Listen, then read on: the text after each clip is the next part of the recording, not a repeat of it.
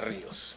Este es un mapa de dónde salieron principalmente los fondos que estas personas lavaron una vez que saquearon al Estado.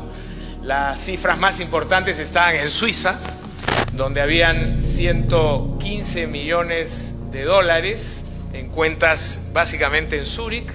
En Estados Unidos 23 millones de dólares que luego subieron a 40. En México 2 millones de dólares, en Gran Caimán 70 y luego aparecieron algunos dólares en Liechtenstein. Algunos pasaron por Panamá y otros llegaron hasta Nueva York. Entonces hubo una dispersión en el lavado del dinero que fue materia de saqueo en el Estado peruano. Simplemente una anécdota, ¿cómo logra Montesinos abrir cuentas en Suiza si en ese momento existían las reglas de antilavado de dinero? Y una de las reglas principales es conozca a su cliente. Se supone que cuando uno va con dinero de esas magnitudes a un banco, el banquero tiene que chequear quién es la persona que viene, tiene que ser presentado por otro cliente. En este caso, efectivamente, Montesinos fue presentado por otro cliente que era un traficante de armas. Y el suizo, el banquero, cuando empieza a llenar la hoja, le pregunta: ¿y usted de dónde ha sacado tanto dinero? Y Montesinos le dice: bueno, yo vengo de una familia acomodada en el Perú porque nosotros nos dedicamos al negocio de la harina de pescado. Perú es un gran productor de harina de pescado. Por supuesto, el banquero llenó la hoja, le hizo firmar y no hizo más preguntas. Si ese señor hubiera cumplido con la ley, lo que tuvo que haber hecho es levantar su teléfono, llamar al Perú, a su banco corresponsal y preguntarle: ¿ustedes conocen algún empresario pesquero que se llama Vladimiro Montesinos? Y lo que hubiera escuchado al otro lado es que alguien se caía de la silla, porque obviamente era el asesor principal del presidente de la República, muy voceado como un personaje vinculado a la corrupción. Eso quiere decir que las reglas antilavado no solamente necesitan estar ahí y escritas, sino se requiere de un cumplimiento de esas normas que lamentablemente los bancos muchas veces relajan y flexibilizan por el hecho de captar los fondos y hacer utilidad. Este es lo que yo llamo la galería de nuestros presos notables.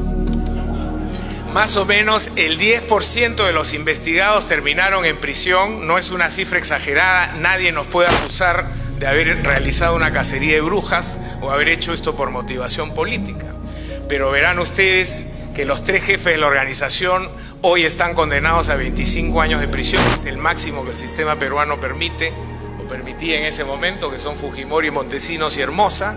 Capturados y detenidos 4 ministros de Estado, el presidente del Congreso y varios congresistas, el presidente del Poder Judicial y jueces de todas las denominaciones, Suprema, Superior, Primera Instancia, el sistema electoral, el jefe de la Organización Nacional de Procesos Electorales, el presidente del Jurado Nacional de Elecciones y el presidente del Tribunal Electoral, todos se fueron a prisión.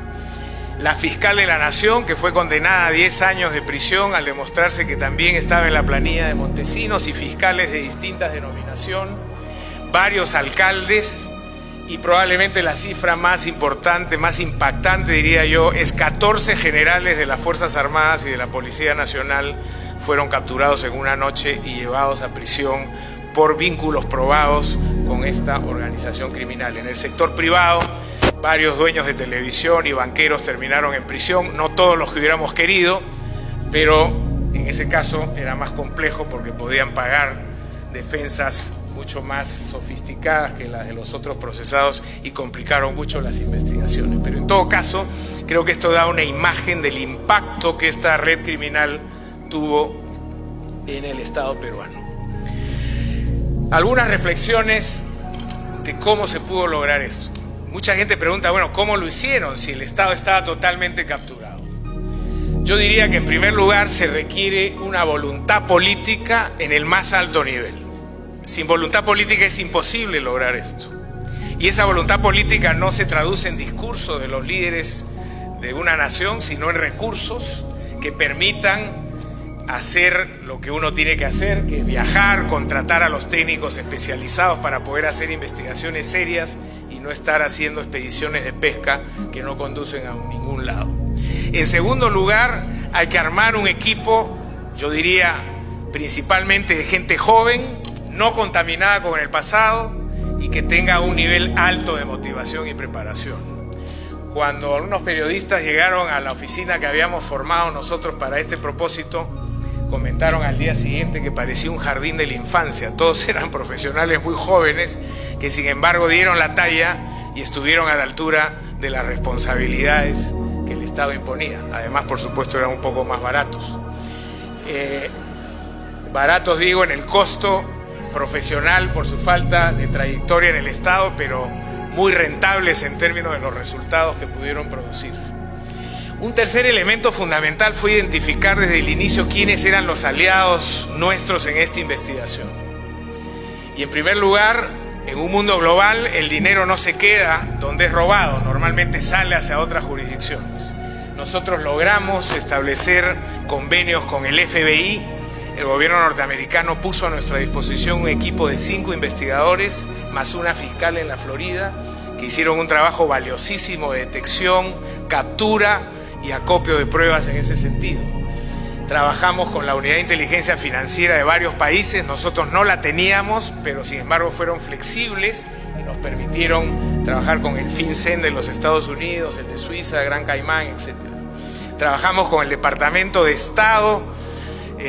Justicia, de los Estados Unidos, y con la Fiscalía de Nueva York, del fiscal Morgenthau, que es un personaje en ese momento ya muy reputado en materia de lucha contra la corrupción. Establecimos una alianza con la Fiscalía Suiza y con las autoridades de Gran Caimán que nos permitieron recuperar dineros en tiempo récord a través de convenios y documentos que ellos mismos nos sugirieron implementar.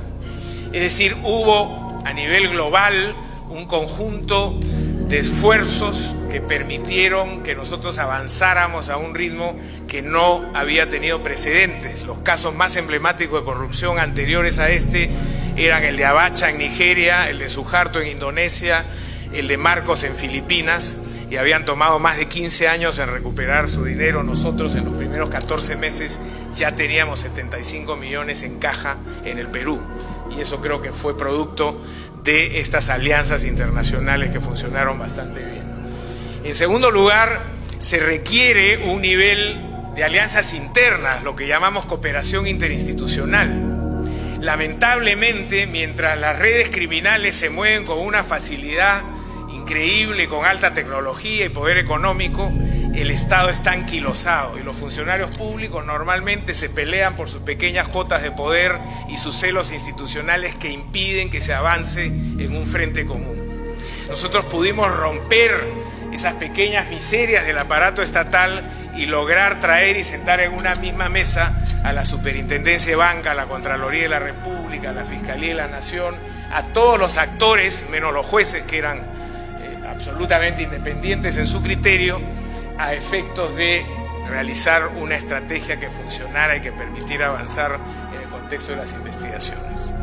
Finalmente, un aliado invalorable para nuestro trabajo fue el de la prensa de investigación seria. En el Perú hay muy buenos periodistas de investigación, como aquí, y logramos con ellos acopiar muy rápidamente un conjunto de pruebas y evidencias que ellos habían acumulado durante años, pero como nadie les hacía caso, la Fiscalía no procesaba estas denuncias, estaban en los archivos de las redacciones. Bueno, fuimos a las redacciones, sacamos esas investigaciones, las analizamos, las convertimos en indicios y las judicializamos y las presentamos al sistema de justicia, y eso permitió que avanzáramos con mucha rapidez en varios casos.